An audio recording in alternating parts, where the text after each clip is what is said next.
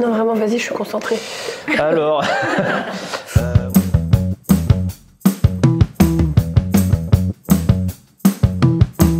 Je suis quelqu'un qui apprécie la vie, les gens. J'ai fait beaucoup de choses différentes. J'ai fait quasiment 7 ans de droit. J'allais très peu à la fac. Je fais de plus en plus de musique. Je me suis dit, tiens, finalement, je vais professionnaliser ça. Et j'ai arrêté. À la fin de mes études de droit, j'ai arrêté. Je suis venu à Paris, parce que moi, j'étais à Toulouse. Et après, du coup, je suis venu à Paris. J'ai été musicien pendant 9 ans. Je suis plus créatif que musicien, je pense. Et l'architecture a été super pour ça, en fait. Et après, j'ai fait l'école Boulle, après. J'ai arrêté la musique. Donc voilà, 35 ans, école Boulle. Après, je suis passé en agence d'archi d'intérieur, après d'archi tout court, jusqu'à ce que je monte ma boîte il y a un an, un peu plus d'un an. Alors, 2 carrières totalement différentes.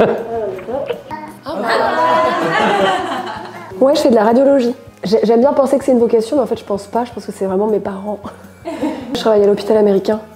Ça fait juste avant qu'on reconnaisse. Parce que j'ai vécu dans à peu près, je pense, la moitié des arrondissements de Paris. J'ai grandi dans le sud-ouest, j'ai grandi à Cahors. Après, je suis passé 7 ans à Toulouse. J'étais entre Toulouse et Biarritz. Tu vois, de grandir dans la campagne, le plus important pour moi, si tu veux, en architecture, il y a 3 choses qui sont assez simples. C'est les axes, c'est la lumière. La matière se démode pas, en fait. Et c'est bien d'avoir quelque chose de très intemporel, en fait. Pour moi, c'est un peu le but, c'est que faire quelque chose qui soit très actuel, dans lequel tu vas te sentir hyper bien maintenant, c'est génial, mais quelque chose dans lequel tu te sentiras bien dans 10 ans, 20 ans, 30 ans, pour moi, tu vois, c'est là que c'est le plus dur et c'est là que justement tu fais appel à la matière, quoi. Je vais quand même aller le voir, je pense. Avec Atal, ouais, je prends ton café. On a visité celui-là, mais il était pas très chaud en vrai au début ici. Ouais, j'étais moyen chaud, parce qu'il est quand même nord-ouest. Mais la première fois qu'on a visité, Brice, c'était mon conseil. Ça te faisait un peu peur, parce que Brice a peur du bordel un peu. Je pense que ce que tu disais, c'est qu'il n'y aura pas les jouets dans le salon, enfin... Ouais, ça j'ai lâché. Et c'est très bien, hein, mais je suis vachement assoupli en fait. Ne tombe pas la tête la première, hein. Moi je suis l'inverse, j'accumule tout et tout, je suis hyper bordel.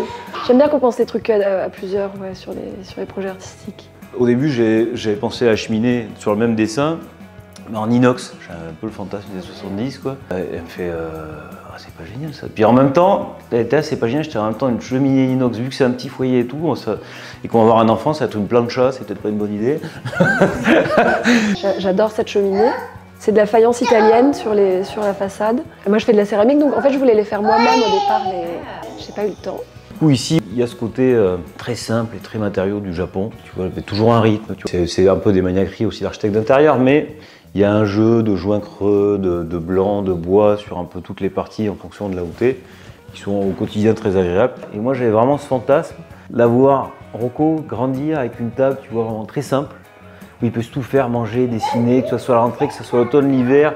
Et c'est pour ça qu'il y a une alcôve, la table rentre dedans. J'imaginais la chaleur de l'alcôve, tu vois, des petits bouquins posés, lui qui soit à côté pendant qu'on cuisine, tu vois. D'ailleurs, c'est Jus qui m'a dit, moi j'aurais une table qui rentre, parce que c'est Perriand, c'est très Perriand, ça, cette table qui rentre là-dedans, comme ça. Et je fais, mais j'en rêve. Et là, c'était parti. Tu vois. Mais franchement, on se retrouve souvent sur les envies. Ça fait beaucoup là. Tu fais quoi? Le croissant? On nous avait beaucoup mis en garde avant qu'on ait un enfant sur le fait que ça allait être dur et tout, et on est juste trop contents. Non, encore?